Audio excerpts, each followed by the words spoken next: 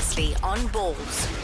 We've got the Mole coming on in a minute, and what's great is that obviously Paul Mitchell, me and the Mole all have an interest in Arsenal, although Paul is first and foremost a Leeds fan. He's a Leeds man. Leeds haven't been in the top flight for 412 years, so he also has a look at Arsenal. Oops. And when you born in Doncaster? No, I was born in Hull, actually. Oh, Hull, okay. But I grew up in Doncaster and Leeds. Yeah, that's right. You grew up in Doncaster. And of course, Doncaster this week, a bit of a South African story there with Bongani Khumalo scoring for them against mighty Rochdale, the least promoted side in the history of English football in the old Capital One Cup or whatever it was called. And obviously Dean Furman playing there as well. What's happening with Daylon Clarkson, Paul? The last I heard, he was on trial at Blackpool, I think it was. Yeah, he's been looked at by a couple of clubs, but you always understand the difficulty of South African players getting in England where they need to play 8%. Is that the Mole? Could be. Moley has come up from underground. This is the Mole. Look, I offered to give away a new Orlando Pirates jersey for anyone who could guess who the Mole was. Anyone that follows me on Twitter should have a vague idea of who the Mole is, but we're not going to go into that now. Moley, the worrying thing for me and for Paul Mitchell sitting next to me here is that it looks to me like the Suarez deal, after he came out in The Guardian this week, and I think The Telegraph, they both ran pieces from him saying that basically Liverpool is lease clause in Luis Suarez's contract is going to take him from Liverpool to Arsenal. Can I quickly say that as an Arsenal fan, a lifelong Arsenal fan who called his first dog Charlie George, I believe, and this is my statement, very much against what Piers Morgan's been saying on Twitter, I don't believe Suarez should be allowed anywhere near a quality club like Arsenal. He tends to bite people. He has been convicted of racism on the football field by the FA, and he also dives an awful lot and tends to handball the ball when Ghana are about to go through to the next round of the World Cup. All these things combined make me say no to Luis Suarez for Arsenal. How do you feel, Molly? I disagree completely and entirely. I've heard in the last couple of weeks, obviously purely my opinion, just such utter bollocks from the Arsenal fans. I mean, I've heard Arsenal fans go, if we sign Luis Suarez, I'm going to go and support someone else. You know what? If that's your attitude, then piss off, because you're not a proper Arsenal supporter anyway. You obviously don't know what you're on about. Geez. There is a huge difference between disliking someone, and I can't stand the bloke. But am I two-faced enough to not want him in an Arsenal shirt? Would he improve the team? Yes. And let's be honest, there's so many other divers and cheats and everything else going on. What's the problem? I don't think he would dive and cheat anywhere near as much in an Arsenal shirt, because I don't think they'd have it. Do I like him? No, can't stand the bloke. Does that mean I don't want him in an Arsenal shirt? I'd have him in an Arsenal shirt yesterday. Because he will bring something to that team. The one simple as that. The one slight. You don't have to like him. Listen, Neal. At the end of the day, this is the question for you. Okay, do you support the bloke with the name on the back of the shirt or the badge on the front? And that's the issue these days, because so many people are throwing their toys out the cot because their favourite player's leaving. Get real. People have got no loyalty. It's a job now. It's not a football club. It's a business. Nobody should ever put somebody's name on the back of their shirt. They're an idiot. You're asking for trouble. Okay? There's no loyalty. The bloke will go tomorrow when somebody comes and offers him an extra £5. Worry about the badge on the front, because that will be there till we're all brown bread. The players will go. They'll be gone as soon as anybody else comes sniffing. So get real, take what you can, and live with it. All this. We're a class team, and football's not class. Football's just a business, and we, as the punters, and that's all we are. We're a number and a person that goes through the turnstile and puts coffers in the bank. No, I am not a number, Mo. We have no say. You are a number. That's all the club thinks of you as. Rubbish. They think of me fondly as a great Arsenal fan, and you're talking bollocks. No, you're not talking bollocks, because as you very rightly mentioned to me the other day, privately, somewhere that we can't disclose, Robin van Persie had certain shadows hanging over him when he signed for Arsenal and was injured for years before he became what he became, and all this stuff about Robin van Persie leaving and Suarez arriving, this isn't right. Actually, there is another way of looking at that, although I will never be happy with Luis Suarez at Arsenal, I have to say right now. You can put them in, Neal. Don't be happy. You haven't. Nobody's telling a football fan who's Arsenal to be happy about it. You haven't got to like him.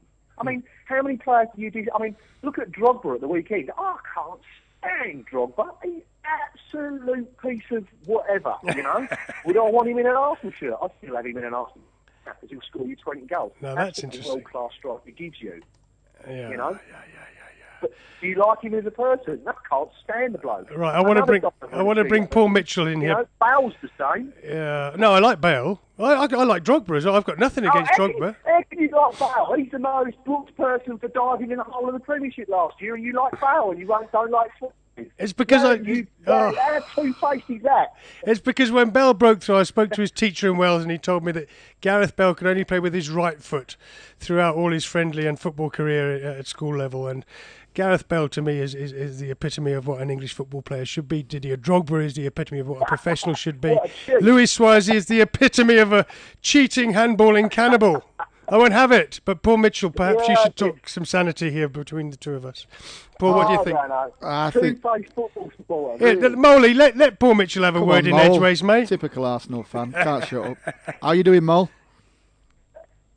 All right, mate. How you doing? All right, mate. All right. Yeah. No, Neil, I think it's a done deal. Suarez to Arsenal, Bale to Madrid. Done deals, mate. Done deals. Done deals. Tottenham notorious for as soon as the money's right, they'll sell. I think that's a done deal. Player power forcing the Apparently issue. there's about 16 million in between the valuation there, Paul. That's all they're haggling Yeah, over. and I'll tell you what, they'll blame it on player power, but it's not player power at Tottenham, mate. As soon as the money's right, they sell. They know that, and also with you can say what you like about Suarez, and we've all got our opinions. He's a top player, and Arsene Wenger needs a top player, and he knows he's a top player, and he'll sign him. And it'll be a done deal. So are we saying, guys, that all the big deals are on, are we? Bale's on, Suarez is on. For me, it's done. What about Rooney? They're all injured, so they've got to all be moving. I think Rooney to Chelsea will happen as well. Definitely. Brilliant. I don't rule out Arsenal coming in for Rooney late as well. Yeah, but I don't think Rooney will go there. I think Rooney will go to Chelsea with Mourinho. Definitely. Brilliant, mate. I'm just typing that out. Let's talk. What we mentioned to Neal, what about throw Torres into the equation? Then I've got Nick Torres off of Chelsea as well. What do you think of that one, Paul? Because we talked about this the other day. To be honest, I think under Mourinho he'll keep Torres. I think Mourinho will get the best out of Torres. And to be fair, I think Torres. What did he score last year? Torres. He scored a few goals, you know. Yeah, he got about 15 in the league. I'm telling you, he did well last year. I think under Mourinho, Torres and Rooney together. I tell you what, could be some force them two. Well, we were talking about Torres and Suarez together, weren't we? I don't like either of them actually. It'll depend what Mourinho formation plays as well. Does he play the 4-3-3 or does he play the 4-5-1? Yeah, no, he'll suit Mourinho. He'll suit Mourinho. I think it's 3 big deals, and I think the 3 deals will happen. I can't see any way why they won't happen. Ronaldo? No, Ronaldo will stay where he is. I mean, he'll do another 3-4 years there and cream it in commercial rights and image rights and whatever rights, and then you might see him. He'll stay with Bale though, Paul? Yeah, they say but Ronaldo and Bale can't play in the same team. Why can't they? Of course they can. That's up for a coach like Ancelotti. He'll get the best out of them. He'll go to Madrid, definitely. Yeah, the Madrid want him, and he wants to go there. I don't think he'll take the limelight away from Ronaldo, because Ronaldo's their superstar there. They say Neymar and Messi can't play together. At the end of the day, it's down to the coach to get the formations right. As you said earlier, Mole, it's not just about the football pitch; it's a business. As soon as Ronaldo signed for Madrid them years ago, they got the transfer fee back in the shirt sales they sold within the first month. So soon as Neymar goes to Barcelona, they get the transfer fee back in the first month on the shirt sales, and it'll be the same with Bale. Soon as they take Bale to Madrid, they get the money back. It's more, it's not just about the field of play; it's commercial as well. Bale's a top player, Ronaldo's a top player, and top teams want top players. Well, Arsenal would like any top player. At the moment, I've got this awful feeling that neither Manchester United nor Arsenal have signed the big players that they promised.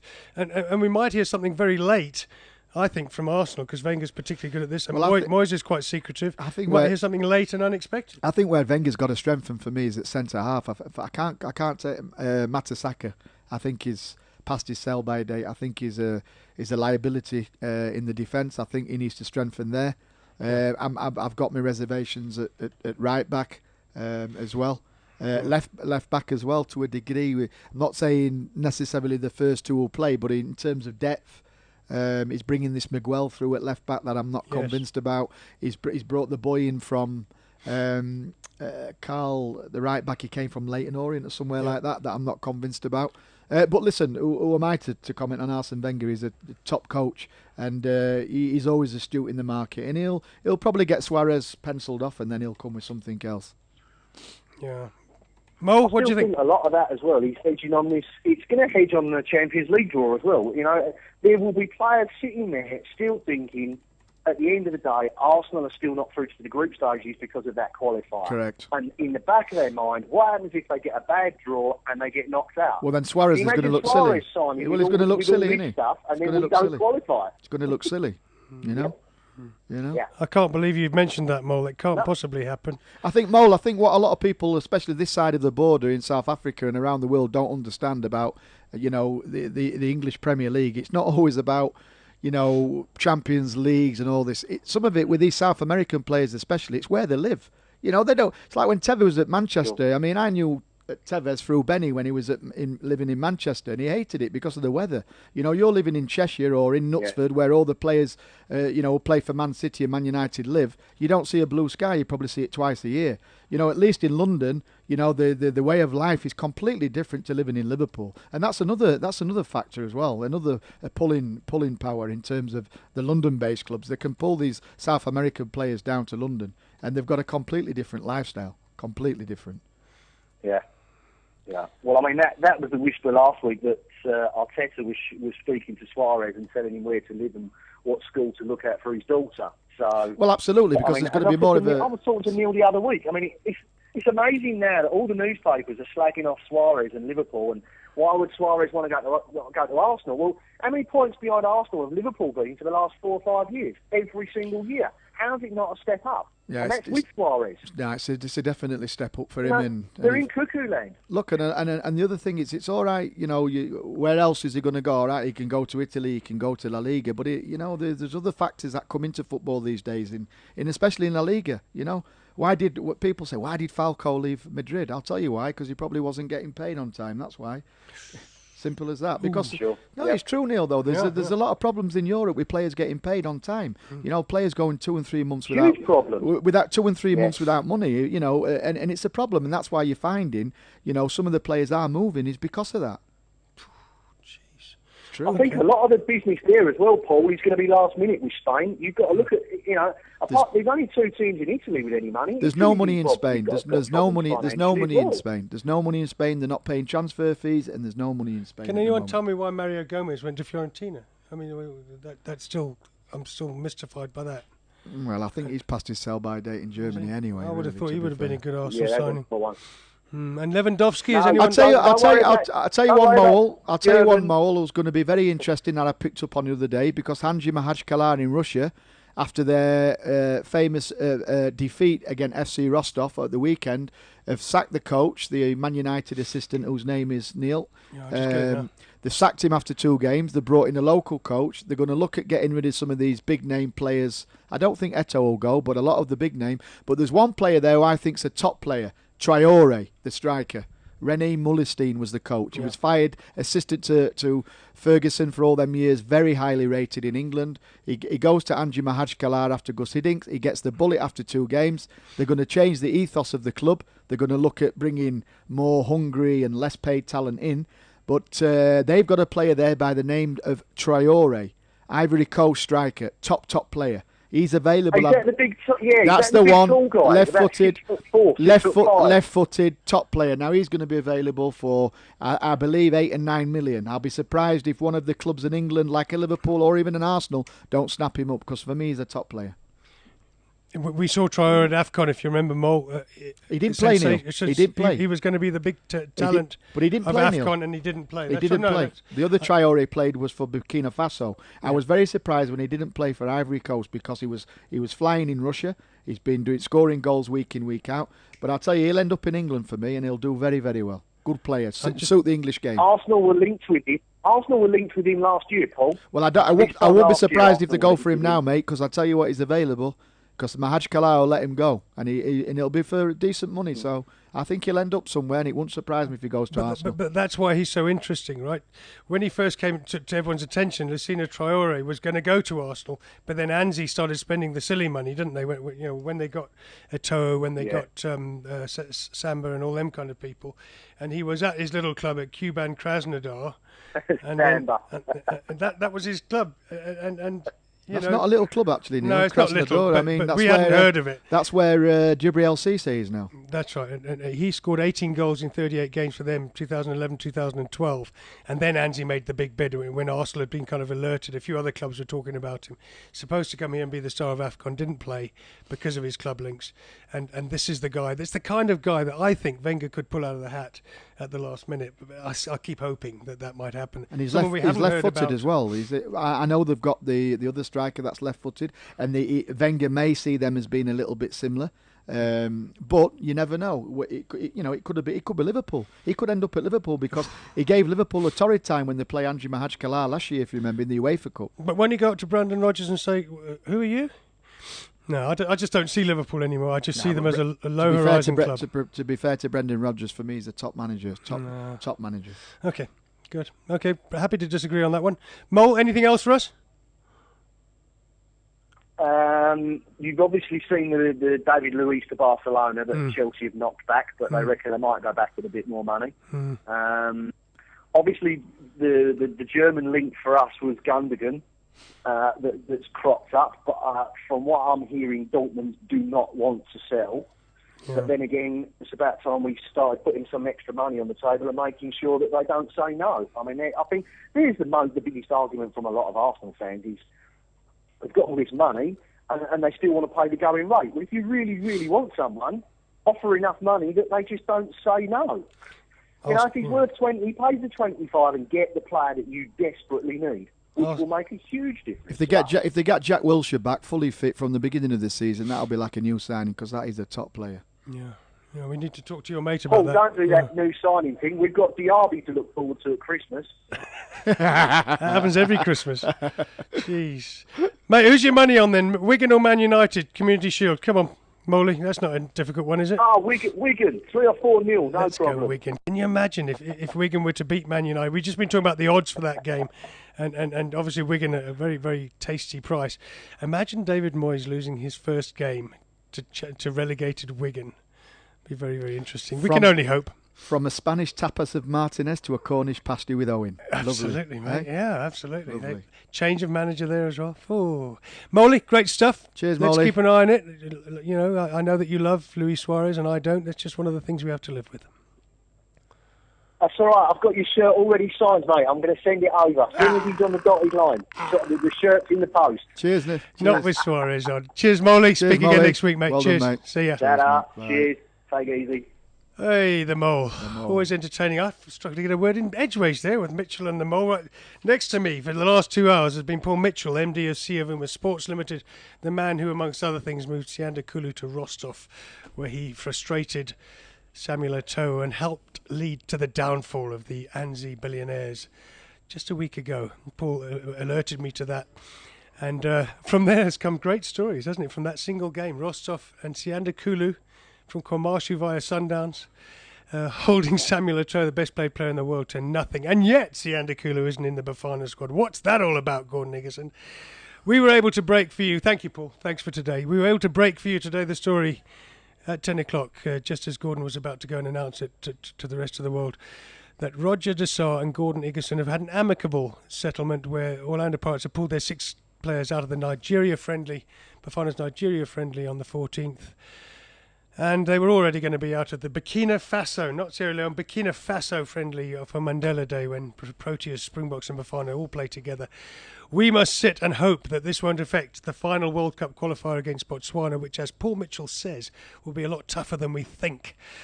We have to hope that all these things work together and that Orlando Pirates sacrificing, or making this demand on Bafana will lead to a second star for Orlando Pirates and a second Champions League for South Africa. With that, we end today. Bollockz, utter bollocks today. Unbelievable response on Twitter. We'll be back next week at 10 o'clock and we'll be able to tell you more. I've just seen a breaking story, Neal, before you leave. Breaking story? Billiat to Sundowns in a swap deal for Elazar Rogers. What did I tell you earlier? Yeah, you said that. I mean, again, we spoke to Billiat's agent, who you put me on to, ironically, and he says nothing's been decided. But if we're looking at Elazar Rogers and we're looking at a substantial transfer fee, then Sundowns looks like the place to go. It is a known fact that Ajax want a central defender and a striker, so don't be surprised if you see Clayton Daniels thrown into that one as well. Blimey, but then look at the But then it makes sense for Ajax, doesn't it? But does it make sense for Billiat? Because there's so many players and they stay at Sundowns for one season and then gone again. Well, at the end of the day, I always tell a player, back yourself and back your ability. We're going on too long. Comfort K on Twitter is telling me he's out. Bollockz, back next week, 10 o'clock. Cheers. This is Bulls Visual Radio.